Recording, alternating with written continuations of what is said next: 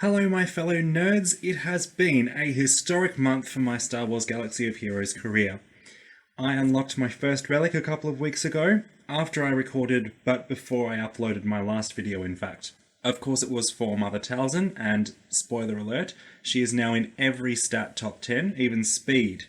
She's always been a relatively slow character, but now she's just made it into that top 10, but more on that later. I love having her this powerful, but I haven't yet been using her in Squad Arena because I'm also enjoying fighting with Jedi Knight Revan, who is the newest addition to my roster. I was successful in unlocking him on the same day as I unlocked Talzin's Relic, and I've been upgrading him very enthusiastically. More spoilers, he dominates the top 30 in his first appearance on my ranking videos far more than Padme did on hers. I guess this is probably due to him unlocking at 7 stars while Padme only unlocks at 5. I'll have to wait until Aggressive Negotiations comes around again before I can promote her any further. I've also unlocked Eith Koth and Count Dooku through playing Galactic War Mode and Poggle the Lesser thanks to the October daily login rewards. Interestingly, these are all Clone Wars era characters. It's fascinating that of all the new content that Lucasfilm is putting out at this point in time, this game is focusing mainly on the Clone Wars, as opposed to The Mandalorian or Episode 9. Obviously that'd be to avoid spoilers, but we're not even getting any hints of other characters that might be coming up. I can't imagine there won't be a new version of Rey coming to the game, for example. Anyway, General Skywalker is the new overpowered juggernaut character of the game, speaking of the Clone Wars. I must say I'm quite ticked off that to unlock him I'll need to put a lot of resources into upgrading fecking 3PO, who is my least favourite character in the entire Star Wars mythos, to be able to play the event that unlocks General Skywalker. So bring on December when we'll get new, hopefully overpowered Episode 9 characters. Maybe we'll get a new Juggernaut version of Sidious who can absolutely destroy General Skywalker. But anyway, let's get to the rankings. So, in the top 4 positions this time around, we have my Galactic Republic Jedi, who got 2 points each for belonging to those factions, and also Asajj Ventress, who has 3 points as a Night Sister and 1 bonus point as a Separatist character. Following them are the rest of the Night Sisters on 3 points each, the other Galactic Republic and other Jedi characters on 2 points each, and the rest of the Separatists plus the Sith on 1 point each. To reiterate, these bonus points are determined by the faction totals from the last rankings video, but although these totals are made up of all the points awarded to every character in that faction, only those that made it into the top 30 actually receive those bonuses. Also note the red glow around Mother Talzin's icon. I'll be doing this to every dark side character, and likewise I'll add a blue glow to light side characters whenever I unlock their respective relics. For this rankings power top 10, there are some very noticeable changes. Most prominently, Darth Nihilus has been knocked out of the 3rd place position he's held since I began making these videos. Jolee Bindo now holds that place. He was the last character I promoted to 7 stars out of the squad needed for the Revan event, so his rarity has increased, and I've also given him a Zeta upgrade since my last Galaxy of Heroes video. Speaking of Revan, he is in 4th place and Padme is in 5th, pushing Nihilus down into 6th place. Jolee has also climbed up to 4th place on the health top 10, so he's off to a very good start with his points accumulation since last time. Bastila has also overtaken Snowtrooper, but apart from that, health is pretty much the same as last time. Padme has gained quite a lot of protection since the last rankings. She was in 7th place then, but is now in 3rd. Jolee has also climbed up into the top 10 for this stat, which has knocked Tarkin into 11th place, so no points for him this time. Speed is much the same as last time, but Revan has made it into this top 10 in 6th place, so 5 points going to him. This is also the first top 10 so far that Mother Talzin has not held the top position, but even making it to 10th place just goes to show how much unlocking a relic will increase a character's overall stats. As I mentioned before, Talzin was always quite a slow character of mine, so to have her appear in all the top 10 stat rankings, even speed, is very exciting for me. That brings us to the halftime leaderboard check, and the thing that strikes me the most is that this is the first time Nihilus has not been in the top 3 at this point. It's obvious that Jolee, Padme and Revan have been the main focus of my upgrading since the Equinox.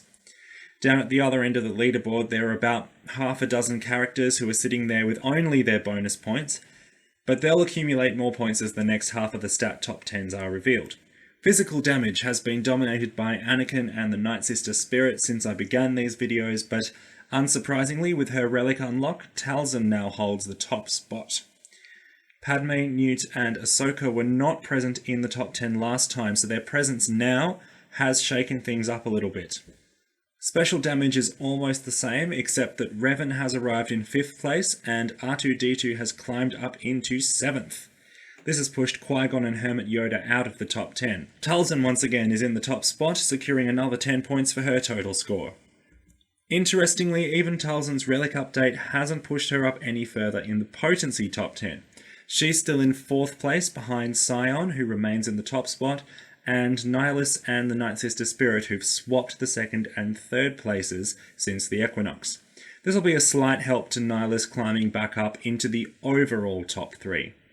Nothing else in the potency rankings have changed since the last time.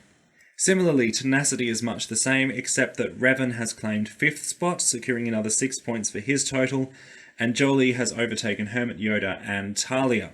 This has pushed Greedo out of the tenacity top 10, which means that there will be no points at all awarded to the Bounty Hunter faction this time. You may have noticed that Aura Singh had also been pushed out of the speed top 10. But I think these two will be back at some point in the future, as upgrading my Bounty Hunters is something that I want to be doing soon. Looking at the final leaderboard, it seems that, like in the Equinox rankings, 6 points is the minimum requirement to place in the top 30, and Hermit Yoda is the only character to have met that requirement exactly. He's down 8 places from the previous rankings. Sith Marauder on 7 points is down 2 places, and then we have a block of 8 pointers, Jedi Bastila, Qui-Gon and Magma Trooper, down 10, 13 and 2 places respectively. Zalbar, Visas, the Imperial Guard, and T3M4 occupy the next spots, all on 9 points each, and then we have 5 10-pointers in a row, including IG-100 and Poe Dameron, the first characters to have actually climbed ranks for this session. Darth Sion and Darth Sidious are both sitting on 11 points as usual, but both up 3 places, most likely due to so many characters having decreased in rank this time round. Night Sister Initiate and Newt Gunray also on 11 points just above them. Now, I've devised a new rank shift designation for Newt's situation, as this is the first time in this series of videos that a character has re-entered the top 30, having previously fallen out of it, as he did last week. So that is what that symbol will mean for future reference. Grandmaster Yoda is the only character on 12 points this time around, coincidentally also in 12th place. Followed by Talia and Geonosian Soldier on 13 points each in 11th and 10th places. Then Old Daka on 15 points is down 1 spot, and Sunfak on 19 points has fallen 3 spots from 5th to 8th. The top 7 is probably no surprise to those of you who have been paying attention. Padme's made the biggest upwards rank shift ever in all my Galaxy of Heroes videos so far. She now has 20 points, which is significantly different from the 6 that she had during the Equinox. Night Sister Spirit is in 6th place, down 2 from the previous video, but she has always been in the top 7 since the beginning. Above her is Jedi Knight Revan, equaling Sunfak's record of highest debut in the top 30 at 5th place. He misses out on 4th place by a single point. That position is claimed by Jolie Bindo on 25 points, up 8 places from last time, which is of course not as big a jump as Padme made, but still very impressive. And finally, the top 3 are the same as ever. Jedi Knight Anakin in 3rd place on 35 points, Darth Nihilus in 2nd on 36 points, and Mother Talzin in 1st place on 68 points. Again, Nihilus was not in the top 3 during the halfway score check, as he usually is by that time, so I wonder if Anakin will overtake him in the December solstice rankings. Anakin only needs 1 more point, as his higher power score would determine the tiebreak in his favour. While their points are slightly different, all the top 5 faction totals have exactly the same rank as during the Equinox, so I thought some of you might like to see the rest of the factions represented in this session, and I've created a second leaderboard to that effect.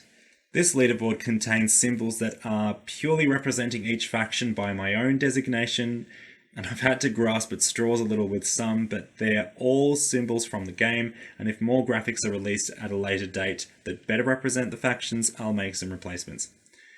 So a refresher now on how the faction totals work. The points are totaled from every character who has received points in this video. A character gives their score to every faction that they are a member of. For example, both the Jedi and the Galactic Republic will receive 35 points from Anakin this time around. However, factions must be represented by 2 or more characters to receive any points.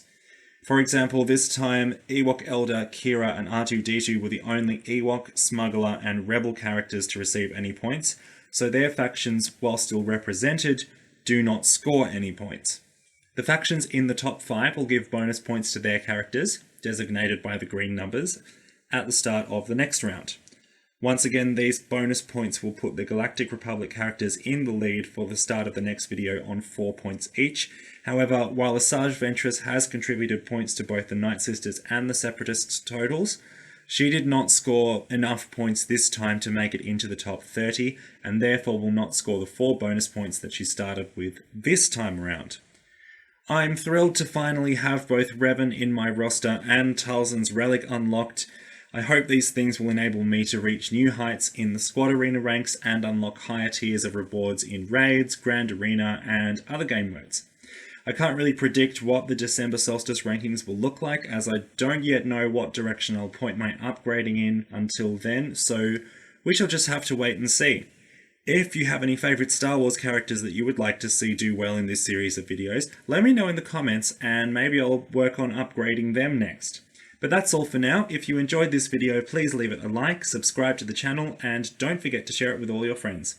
Thank you for watching, may the Force be with you, and I look forward to nerding out with you in my next video.